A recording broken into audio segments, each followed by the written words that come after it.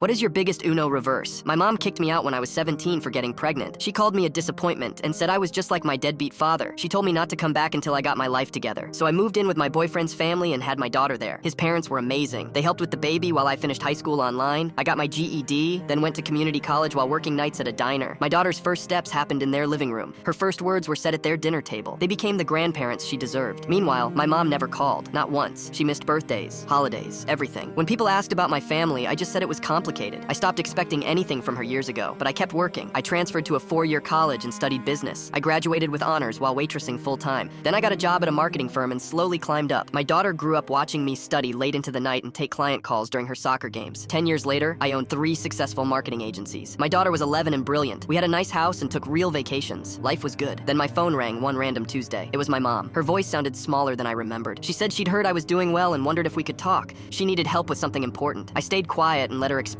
She'd lost her job 6 months ago and couldn't find another one. Her savings were almost gone. She was about to lose her house and didn't know what to do. She'd seen my company featured in the local business magazine and realized I might be able to help. She asked if I knew anyone hiring, or if I could maybe lend her some money until she got back on her feet. She said she was sorry about how things ended and maybe we could start over. I listened to every word without interrupting. When she finished, I told her I'd think about it and call her back, but I already knew what I was going to do. The next day, I drove to her house for the first time in a decade. She answered the door looking older and tired. I handed her an envelope and told her to open it. Inside was a business card for a moving company and a check for $5,000. She looked confused and asked what it was for. I told her the check was for moving expenses, and the business card was for the company that would help her pack. She asked where she was moving to, and I smiled and told her anywhere that wasn't here, because the house she was about to lose had already been sold to me last week. I told her I bought it not to save her, but to finally have the one thing she never gave me, a real home for my daughter, where she'd feel wanted and loved every single day. My mom stood there holding the check with her mouth open. She asked if this was really happening, and I told her yes. She had until the end of the month to find somewhere else to live. As I walked back to my car, she called after me and said she was still my mother. I turned around and told her she stopped being my mother the day she chose her pride over her daughter. 2 weeks later, I changed the locks.